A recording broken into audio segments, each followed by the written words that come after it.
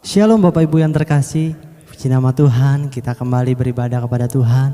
Mari kita persiapkan hati kita mau bersaat teduh sejenak. Mari kita mau bersatu dalam doa. Tuhan Yesus, terima kasih Bapa, kami bersyukur buat kebaikan-Mu.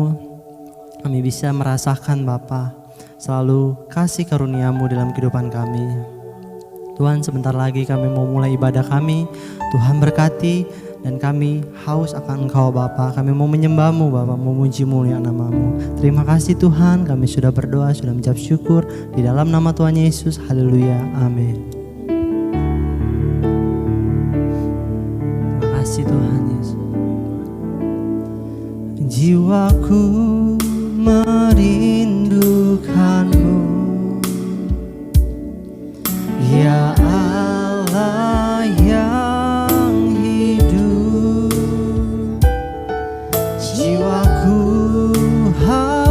kepadamu, ya Allah yang hidup. Ku bersyukur kepadamu, sumber pengharapanku, penolongku dan Allahku, tiada yang seperti-Mu. Mari kita nyanyikan lagu ini dalam. Makasih Tuhan.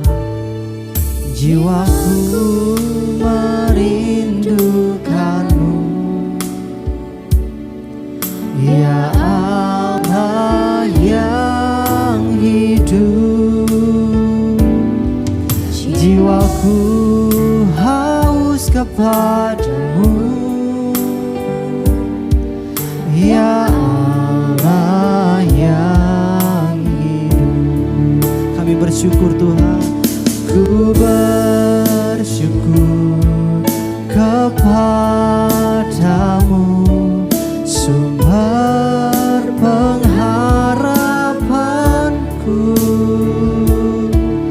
penolongku dan Allahku, tiada yang seperti-Mu. Katakan, ku bersyukur, ku bersyukur, amin. Kami bersyukur Tuhan kepadamu.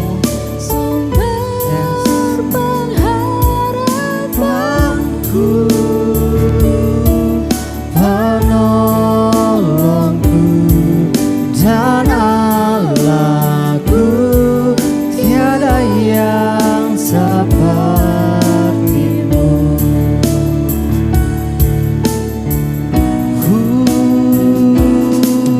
Ku bersyukur kepadamu, sumber pengharapanku,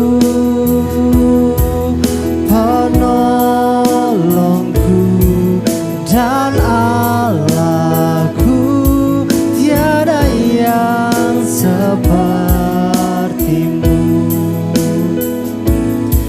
Tiada yang seperti-Mu. Tiada yang seperti-Mu. Makasih Tuhan, kami mau sembah Kau Tuhan. Kami bersyukur Tuhan. Haleluya, haleluya. Kami bersyukur,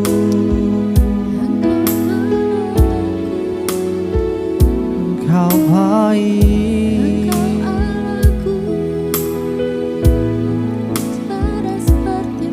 Terima kasih Tuhan.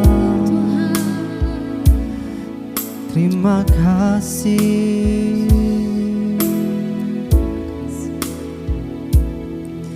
Ku bersyukur kepadamu, sumber pengharapanku, penolongku dan Allahku, tiada yang sepertimu. Mari kita nyanyikan. Ku bersyukur kepadamu,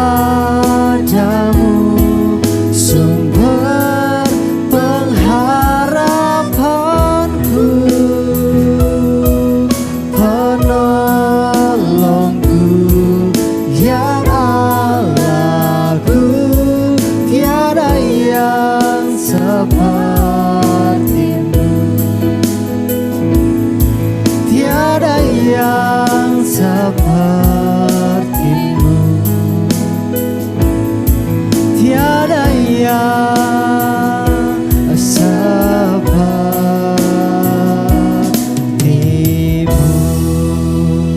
Terima kasih Tuhan, terima kasih.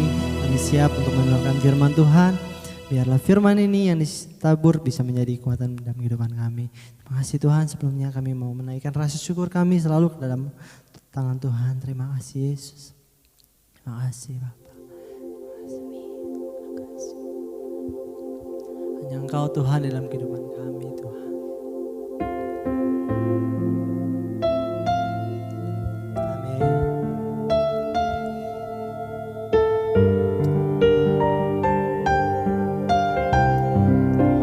Ku membawa hatiku, hanya Engkau di hidupku, Yesusku yang terindah. Selamanya ku menyembahmu, ku membawa hidupku, inilah persembahanku untuk Yesusku yang terindah. Selamanya ku menyembahmu, Yesus. Kami membawa hati kami kepadamu Tuhan. Ku membawa hati, kami membawa hati kami Bapa padamu. Terima kasih Tuhan. Yes, Yesusku yang terindah. Selamanya ku menyembahmu.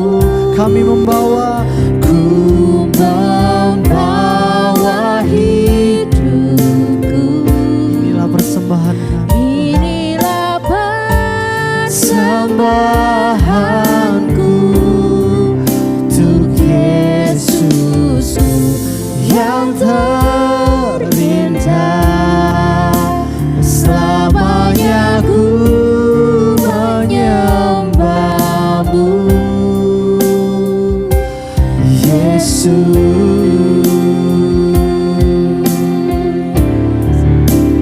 Ku membawa hatiku,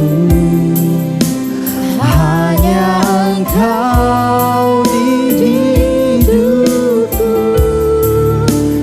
Yesusku yang terindah. Selamanya ku menyembahmu. Kami membawa hidup kami Tuhan. Yes, amin. Inilah persembahanku untuk Yesusku yang terindah. Selamanya ku menyembahmu, Yesus.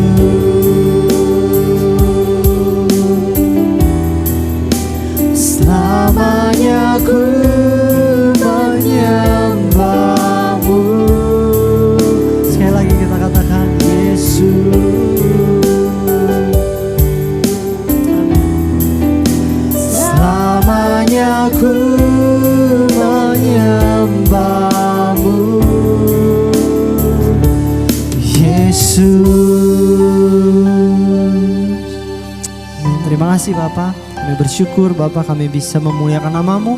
Sebentar lagi kami mau mendengar firman Tuhan, kami siap buka hati kami untuk ditabur firman Tuhan. Terima kasih Bapa, kami sudah berdoa, sudah mengucap syukur di dalam nama Tuhan Yesus. Haleluya, amin. Shalom Bapak-bapak, ibu-ibu yang kekasih di dalam nama Tuhan Yesus Kristus, dimanapun semuanya berada, baik di rumah atau di tempat yang lain, bersama dengan keluarga dan sahabat-sahabat, kita sedang berkumpul dan kita sedang beribadah secara online. Berjumpa kembali dengan ibadah online Gereja Betel Indonesia Filemon Jatinegara, Jakarta Timur. Di bulan Desember ini kita akan belajar satu topik firman Tuhan tentang kesusahan adalah harga dari ibadah. Nah, saudara yang kekasih di dalam Tuhan, tanpa terasa kita memang sudah memasuki bulan Desember. Bulan Desember yang adalah merupakan bulan terakhir dari tahun 2020 ini, di mana masa-masa kesulitan ada di seluruh dunia termasuk Indonesia. Tetapi saudara yang kekasih di dalam Tuhan, saya dan saudara percaya bersama dengan Tuhan ada suatu kekuatan, bersama dengan Tuhan ada suatu maksud, rancangan yang dari Allah atas setiap hidup manusia, termasuk saya dan saudara. Dan sikap kita ketika kita menghadapi tantangan, kesusahan, penderitaan, itu menjadi suatu bagian yang olehnya Tuhan mau agar kita menjadi pribadi-pribadi yang boleh hidup tidak saja kuat di dalam Tuhan, tapi memiliki hidup yang berkemenangan bersama dengan Tuhan. Kita harus pahami bahwa kesusahan adalah harga dari suatu ibadah. Kita akan buka di dalam Yakobus pasal 5 ayat 7 sampai yang ke-11. Firman Tuhan berbicara demikian, saudara. Karena itu saudara-saudara bersabarlah sampai kepada kedatangan Tuhan. Sesungguhnya petani menantikan hasil yang berharga dari tanahnya, dan ia sabar sampai telah turun hujan musim gugur dan hujan musim semi. Kamu juga harus bersabar dan harus meneguhkan hatimu karena kedatangan Tuhan sudah dekat. Saudara-saudara, janganlah kamu bersungut-sungut dan saling mempersalahkan, supaya kamu jangan dihukum. Sesungguhnya hakim telah berdiri di ambang pintu. Saudara-saudara, turutilah teladan penderitaan dan kesabaran para nabi yang telah berbicara demi nama Tuhan. Sesungguhnya kami menyebut mereka berbahagia, yaitu mereka yang telah bertekun. Kamu telah mendengar tentang ketekunan Ayub dan kamu telah tahu apa yang pada akhirnya disediakan Tuhan baginya. Karena Tuhan Maha Penyayang dan penuh belas kasihan.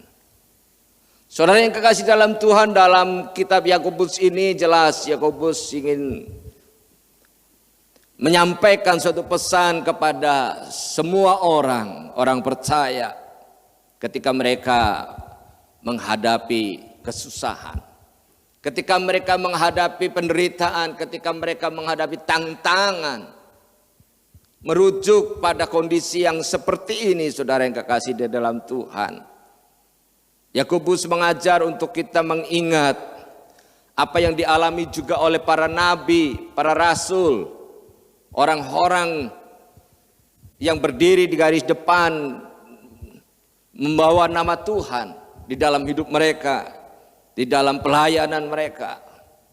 Saudara yang kekasih dalam Tuhan, mereka disebut berbahagia, seperti halnya juga dalam contoh yang diberikan oleh Yakobus nabi itu adalah Ayub, saudara. Bagaimana akhir daripada perjuangan, bagaimana akhir dari kemenangan daripada seorang yang namanya Ayub. Di tengah-tengah ketika ia menghadapi penderitaan dan kesusahan. Saudara yang kekasih dalam Tuhan, ada hal yang luar biasa. Mereka disebut berbahagia. Karena apa? Karena mereka menang. Karena mereka bertekun. Di dunia ini penuh dengan hal-hal yang tidak terduga, saudara. Ya, Ayub tidak pernah menduga bahwa dalam masa-masa hidupnya yang sukses, yang berkelimpahan, berkat rahmat Allah, keluarga yang baik, kehidupan yang baik, tiba-tiba satu hal musibah terjadi di dalam hidupnya. Itu mengejutkan. Nah, saudara yang kasih dalam Tuhan, di garis bawahi bahwa di dunia ini penuh dengan hal-hal yang tak terduga. Ibaratnya banyak hal yang tidak bisa diramalkan. Banyak hal-hal yang mengejutkan. Contoh kalau di bulan Desember ini, bulan-bulan Natal biasanya kita ingat juga, ambil contoh hal-hal yang mengejutkan, saudara. Herodes terkejut, ya, mendengar ada info ada raja yang baru lahir, yaitu Yesus. Reaksi Herodes, wah, sangat menggila, saudara.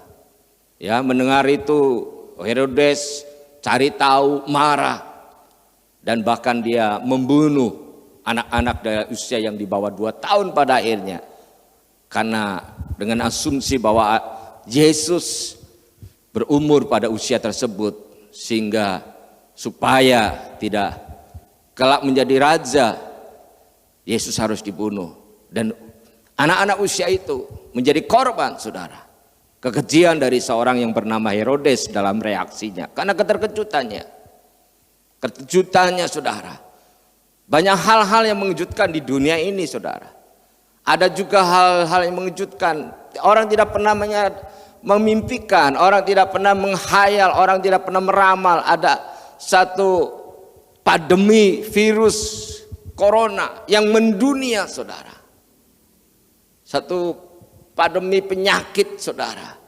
Penyakit yang menular, yang begitu mudah menular satu dengan yang lain, yang terjadi tidak hanya di dalam satu wilayah tertentu, negara, bahkan seluruh dunia.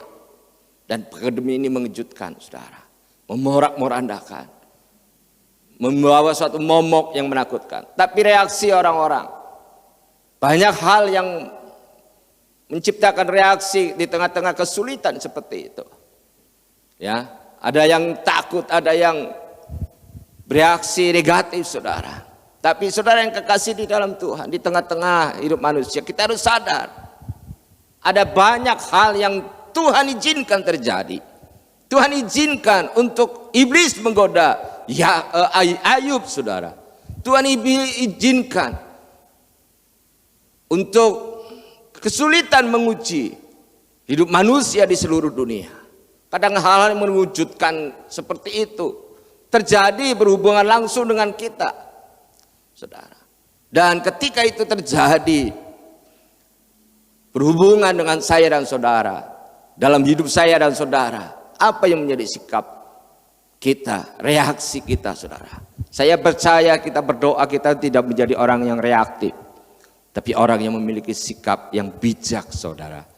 Orang yang memiliki sikap yang aktif, yang bijak, yang mengetahui, yang memahami akan apa yang Allah ingin rancangkan dan kehendaki di tengah-tengah situasi yang Tuhan izinkan sekalipun. Manusia masih bisa menghadapi masalah-masalah yang dihadapinya itu menjadi bagian, bahwa kesusahan itu adalah bagian dari suatu ibadah kita kepada Tuhan. Karena Tuhan sedang menguji hidup saya dan saudara, kerohanian saya dan saudara. Ya, ketika berhubungan itu dalam hidup saya dan saudara. Nah, saudara yang kekasih dalam Tuhan, hal-hal itu kadang-kadang bisa melemahkan kita. Kita undur dari Tuhan. Ya, baik itu semangat, ada kalanya kehidupan iman, kerohanian kita. Sehingga keputusan-keputusan yang kita kerjakan, kita lakukan untuk menghadapi semua itu, kadang-kadang menjadi reaktif, menjadi bahkan menciptakan suatu masalah tersendiri di dalam semuanya itu, saudara. Tapi saya dan saudara, kita mau belajar kepada para nabi, belajar kepada rasul-rasul, belajar kepada Tuhan Yesus. Ingat teladan mereka ketika menghadapi semua itu, dan apa yang dikerjakannya itu pada akhirnya membawa sesuatu yang luar biasa di dalam kehidupan mereka. Nah saudara yang kekasih di dalam Tuhan, hal di atas menggambarkan bahwa hidup di dunia ini sering penderitaan, kesusahan, kita harus sadar adalah bagian hidup manusia. Kita harus bisa menghadapinya bersama dengan Tuhan, tentu saja kita akan bisa menghadapi dan menjadi kuat, saudara yang kekasih dalam Tuhan. Saudara yang kekasih di dalam Tuhan, kita harus dapat melihat bahwa kesusahan dan penderitaan merupakan bagian dari ibadah kita kepada Tuhan. Simak 3 hal tentang kesusahan yang merupakan bagian ibadah dalam hidup saya dan saudara. Yang pertama, kita harus sadar kesusahan, penderitaan adalah tanda kehidupan. Di mana dia ada kehidupan, di situ ada kesenangan, ada sukacita, ada juga kesusahan, saudara. Ya, selama kita ada di dunia ini kita tidak bisa steril dari kesusahan. Contoh bayi Yesus lahir di dunia di bulan Desember, saudara. Ya, kelahiran Yesus jelas mengisyaratkan, menandai adanya kesusahan untuk Maria, bahkan Yusuf, saudara. Mereka harus cari tempat untuk Yesus lahir.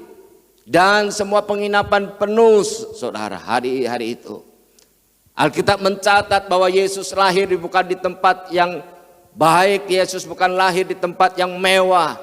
Tapi Allah izinkan Yesus lahir di kandang domba. Saudara yang kekasih dalam Tuhan, di kandang domba yang tidak seharusnya layak untuk menjadi tempat lahir seorang manusia, di situ Yesus lahir. Ada kesusahan, bayi susah, saudara. Ya, hidup kita juga kadang ada kesusahan, ada tantangan. Tapi jadikan kesusahan itu adalah bagian dari tantangan dalam hidup saudara dan saya. Tantangan iman kita, ujian iman saya dan saudara, ujian kehidupan kerohanian saya dan saudara.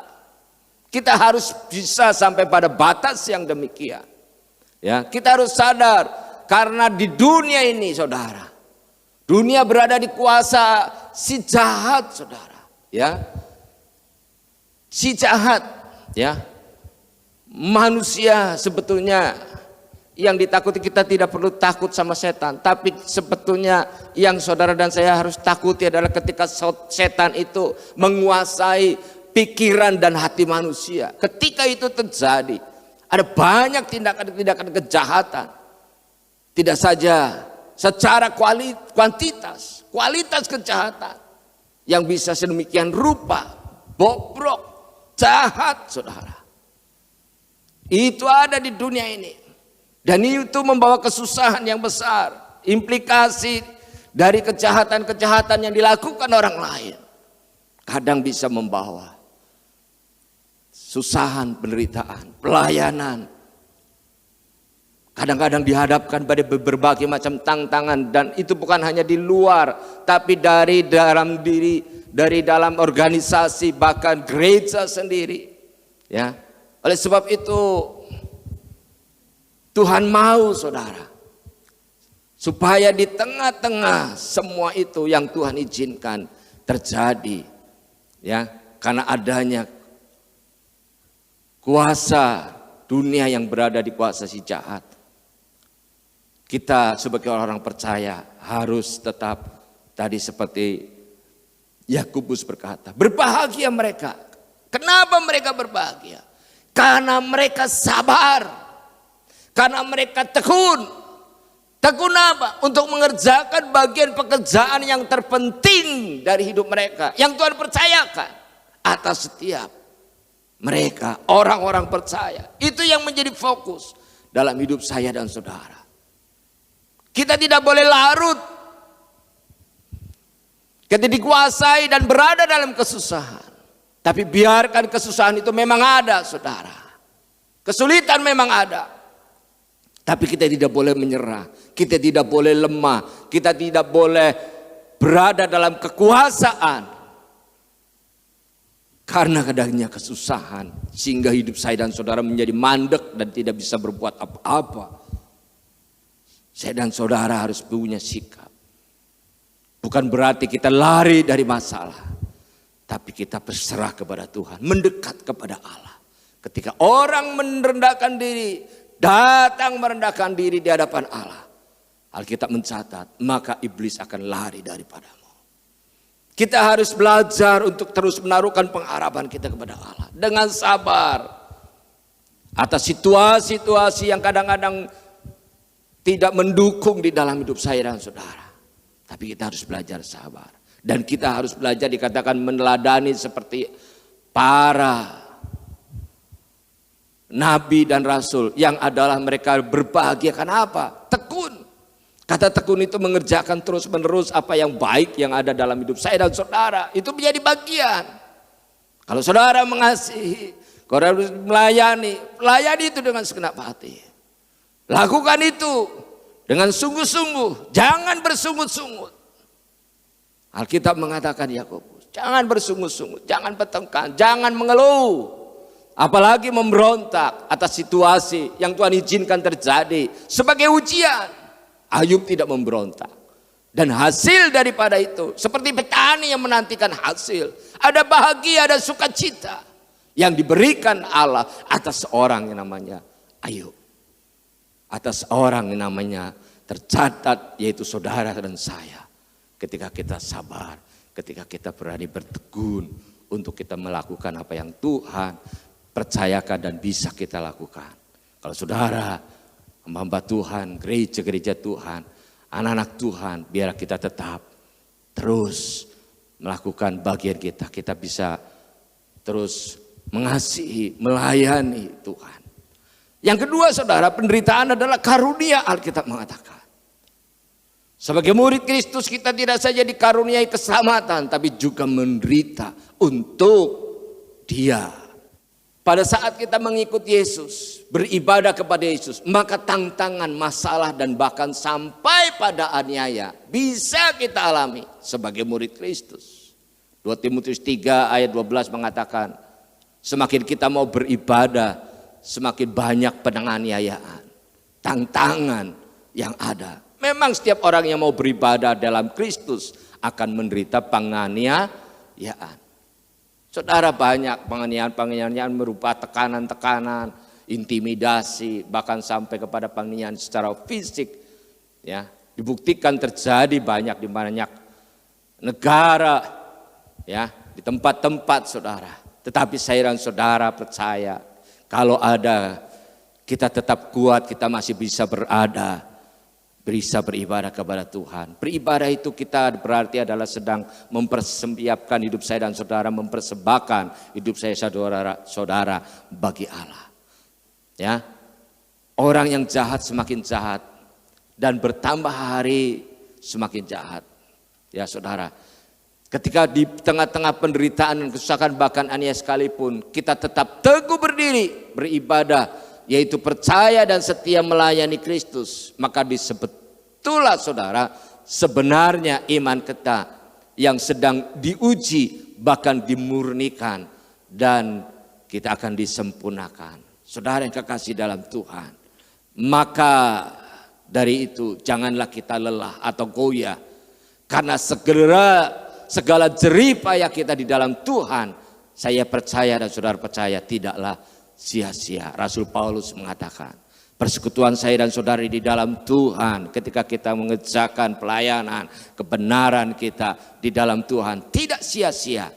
Ya, itu bahkan kita akan mendapatkan upah yang besar. Kita perlu memandang kepada upah pahala, bukan pahala upah duniawi, tetapi upah pahala yang dari Tuhan, yang menanti kita, yaitu yang dari Tuhan.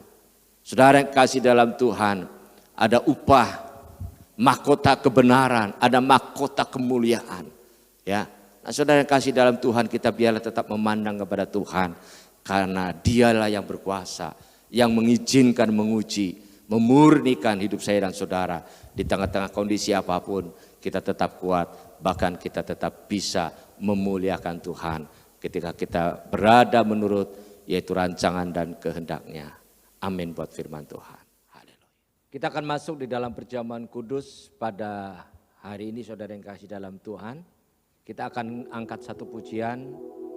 Ku Ku bersyukur buat kasih-Mu.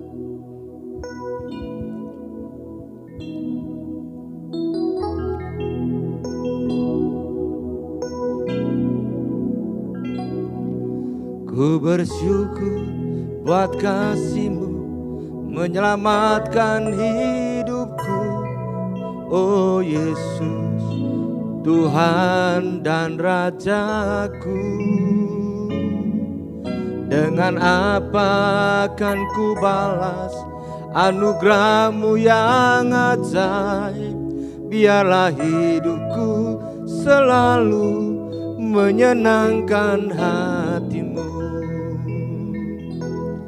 Betapa kagum-ku melihat perbuatan tangan-Mu, ajaib dan mulianya kuasa-Mu nyata dalam hidupku.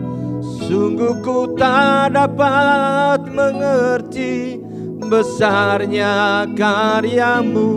Oh indahnya, oh heran kasih-Mu.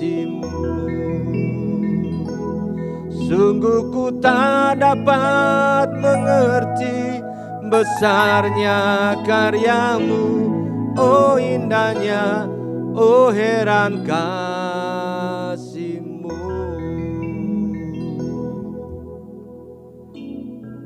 Saudara persiapkan roti dan anggur di masing-masing tempat saudara, rumah saudara. Kini letakkan roti pada tangan kanan saudara. Roti ini adalah lambang tubuh Kristus yang dipecah-pecahkan bagi banyak orang. Dan Yesus sudah menderita di atas kayu salib karena kasih-Nya kepada setiap kita. Angkat roti tinggi-tinggi dan dengarkan firman Tuhan. Sebab apa yang telah kuteruskan kepadamu telah aku terima dari Tuhan. Yaitu bahwa Tuhan Yesus pada malam waktu Ia diserahkan mengambil roti. Dan sesudah itu Ia mengucap syukur atasnya. Ia memecah-mecahkannya dan berkata, inilah tubuhku yang diserahkan bagi kamu. Perbuatlah ini menjadi peringatan akan aku. Bukankah roti yang ada pada tangan kanan saudara adalah merupakan persekutuan dengan tubuh Kristus? Kita makan bersama-sama dalam nama Yesus.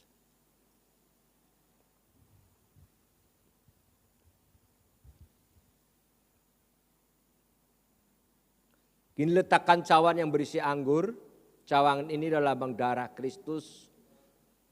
Darah yang dicurahkan bagi pengampunan dosa saya dan saudara. Dengarkan firman Tuhan. Demikian juga Ia mengambil cawan sesudah makan. Lalu berkata, cawan ini adalah perjanjian baru yang dimeteraikan oleh darahku. Perbuatlah ini. Setiap kali kamu meminumnya menjadi peringatan akan aku. Sebab setiap kali kamu makan roti ini dan minum cawan ini, kamu memberitakan kematian Tuhan sampai Ia datang. Jadi barang siapa dengan cara yang tidak layak makan roti atau minum cawan Tuhan, ia berdosa terhadap tubuh dan darah Tuhan. Bukankah cawan yang ada pada tangan kanan saudara adalah merupakan persekutuan dengan darah Yesus? Kita minum bersama-sama di dalam nama Tuhan Yesus. Haleluya. Kita mengucap syukur kepada Tuhan. Kita nyanyikan lagu tadi saudara. Ku bersyukur sebagai rasa syukur kita kepada Tuhan. Naikkan dengan sungguh-sungguh dan doa saudara kepada Tuhan. Tuhan hadir di tengah-tengah hidup saya dan saudara. Tuhan hadir juga di rumah saudara. Tuhan hadir di sini. Ketika saudara memuji menyembah Dia, Dia hadir dan kuasanya melawat setiap saya dan saudara. Yakinkan itu dalam diri saudara. Imani itu. Dia Tuhan yang ajaib. Haleluya.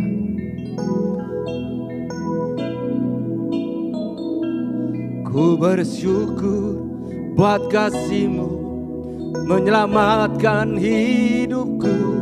Oh Yesus, Tuhan dan Rajaku. Dengan apa akan ku balas anugerah-Mu yang ajaib. Biarlah hidupku selalu menyenangkan hati-Mu. Betapa kagum ku melihat perbuatan tangan-Mu, ajaib dan mulianya kuasa-Mu nyata dalam hidupku. Sungguh ku tak dapat mengerti besarnya karya-Mu, oh indahnya, oh heran kasih-Mu. Betapa kagum ku melihat perbuatan tangan-Mu, ajaib dan mulianya kuasa-Mu nyata dalam hidupku. Sungguh ku tak dapat mengerti besarnya karya-Mu, oh indahnya, oh heran kasih-Mu. Oh indahnya, oh indahnya, oh heran kasih-Mu. Haleluya. Kami bersyukur Tuhan untuk pagi hari ini. Dalam ibadah yang disertai dengan perjamuan kudus, kami percaya Tuhan hadir. Tuhan melawat umat-Mu dimanapun kami berada. Ketika kami menyebut nama Tuhan, Tuhan hadir di tengah-tengah kami. Tuhan hadir bekerja dalam hidup kami. Dan olehnya kami bersyukur untuk kehadiran-Mu. Kami bersyukur untuk kebaikan-Mu. Kami bersyukur untuk kasih karunia-Mu. Kami bersyukur untuk Tuhan yang menyelamatkan kami. Kami bersyukur karena Tuhan merancangkan hidup yang indah dalam hidup kami. Yaitu hidup untuk memuliakan Tuhan. Kami percaya di tengah-tengah pergumulan kami hari-hari sekarang ini, Tuhan, Engkau tetap menyertai kami. Dan kami berdoa dalam lawatan-Mu Tuhan. Kami mohonkan kasih karunia dan jamahan kuasa-Mu bagi kami yang sakit pada hari ini. Dalam nama Yesus, Tuhan sudah jamah, Tuhan sudah sembuhkan. Bagi kami yang lemah, dalam nama Yesus ada kekuatan yang baru. Bagi yang terikat sudah dibebaskan. Bagi yang putus asa ada pengharapan di dalam Kristus. Bahkan ketika kami Tuhan saat ini keadaan kami terpuruk, Tuhan pulihkan dan Tuhan tolong kami. Dalam nama Yesus, oleh bilur-bilur Yesus kami sudah disembuhkan. Terpuji nama Tuhan. Dalam nama Yesus kami berdoa dan kami bersyukur. Haleluya. Amin. Shalom Bapak Ibu saudara-saudara kasih dalam Tuhan dimanapun Anda berada, selamat beribadah dalam Tuhan. Berikut kami sampaikan pengumuman untuk hari ini. Tuhan Yesus memberkati.